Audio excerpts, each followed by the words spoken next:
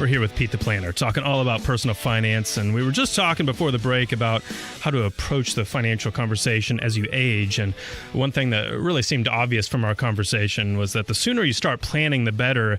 And I wondered, Pete, as you talk with people, do you find that it gets more difficult to develop some of these healthy financial practices the longer you wait to actually start taking it seriously?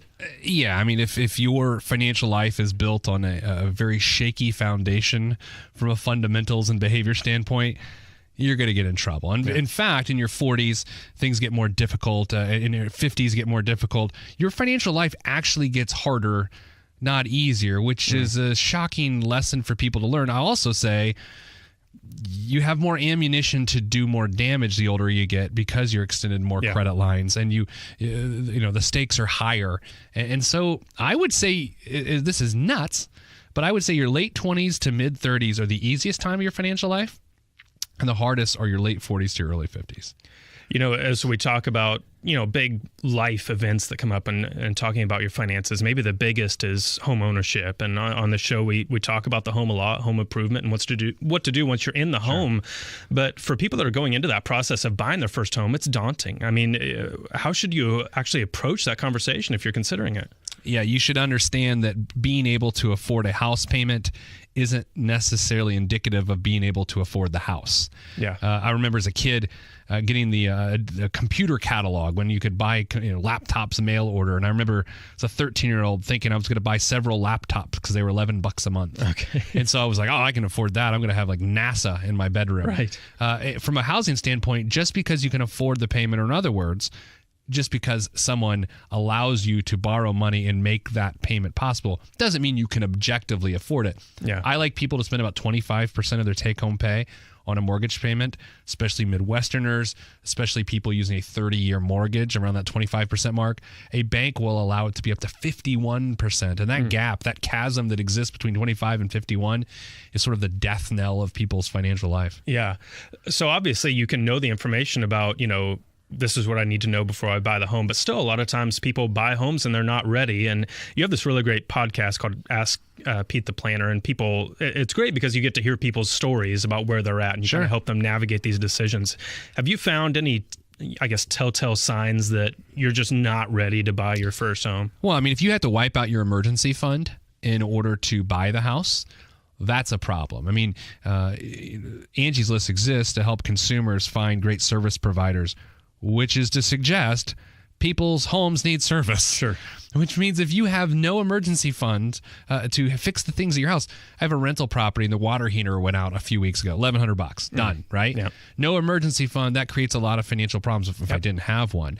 And so I think homeowners need to understand wiping out your emergency fund for your down payment is a terrible idea. We like to see people put at least 10% down on a home, not because it's some magical number, but Kyle, for me, it means you have the wherewithal to consistently scrap together a couple nickels, and all of a sudden you have the propensity to save. Right. If you lack that propensity to save and to create margin, cash flow on a regular basis, it's not for you. Yeah. And that's all right, man. I mean, homeownership is, in my opinion, not the American dream, right? Yeah. It's certainly got convoluted into that setting, but it's not. And I think people feel pressure, and culturally they feel pressure to become a homeowner even when they shouldn't. Yeah, I agree wholeheartedly. And obviously it's your job to get this information out to people beforehand. But as we all know, not everybody's going to hear it or even listen to it. And somebody may have gotten themselves into a situation. They purchased their home. Now they're in over their head. Yeah. What happens at that point? Is there anything that you can do? Well, I mean, anytime there's a cash flow crunch of that capacity, you get two things. So you can cut expenses or increase income. I'm a big fan of a second job if you really... I'm into extreme solutions. Sure. And not that every situation calls for one, but... From housing solutions or housing problems almost always need extreme solutions. I'm going to work a second job. We're going to sell our house. Yeah. Very rarely does behavior change fix a housing problem because it's a big mistake, not a little mistake. Yeah. The two biggest mistakes I've ever made in my life were housing related. The purchase of a home or the lack of sales of a home. I'm a landlord reluctantly because I chose not to sell my home before I bought another one because we convinced ourselves that made sense. Yeah.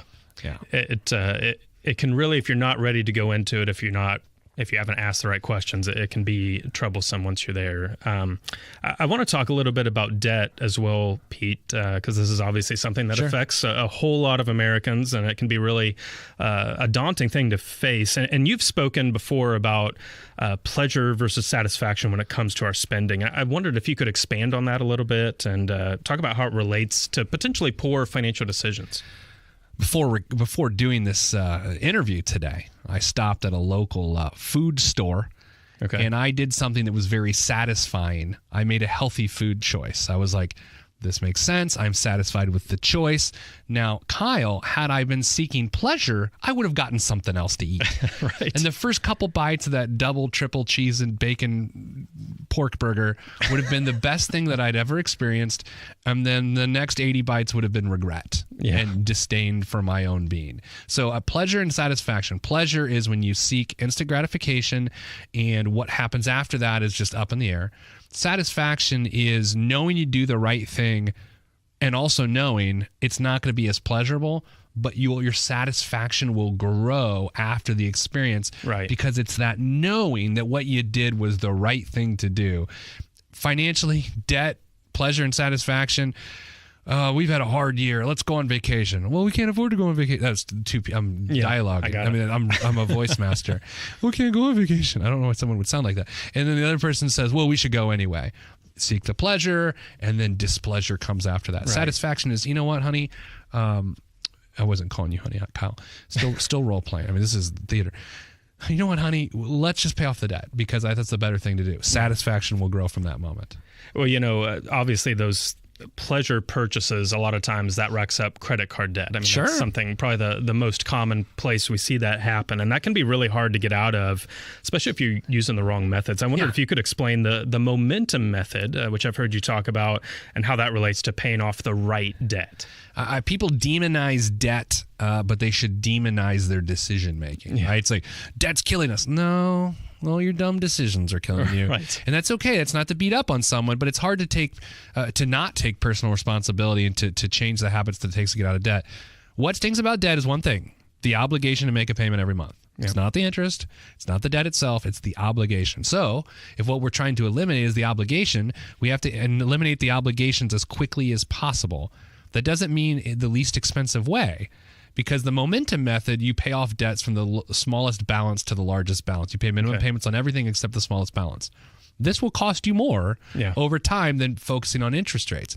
But I don't care, because interest rates don't take into account human nature and not staying engaged in the process. So you pay minimum payments on everything except the lowest balance debt. You throw everything you can out of your income. You get to a zero balance, that obligation's eliminated, you move to the next one. Yeah. It keeps you engaged in the process, and you keep carrying. Yeah. And so it sounds like that sort of method is going to put some things in place for people once they get out of debt to avoid falling back into debt after it's over. I mean, is that right? Well, I always think why people fix their credit in America. Oh, Kyle, I'll put this to you. You're a smart guy. Great radio voice. Why do people fix their credit? Why? Why do people want to fix their credit, generally speaking? Well, I suppose it would be a couple things. One, the social aspect of it, of being able to say you have a good credit score, but then it allows you to do more things. It requires and allows you to buy new stuff. Yeah. So I would say, in order to fix your debt situation or credit situation, the end game can't be, I got to fix this so I can borrow more. That's absurd. Yep. It's got to be, I need to fix this so then I can build on what I've done, not go back to the well field and fall in the well again. And I think that's what people tend to do is, you know what? We've got some opportunity here, a little margin. This is the month we get paid 3 times instead of 2. Yeah. All right, let's do it. Let's commit to more debt. And it kills them. And it truly kills them. No question. It is actually time for us to step away for another brief break here, but we've got more to come.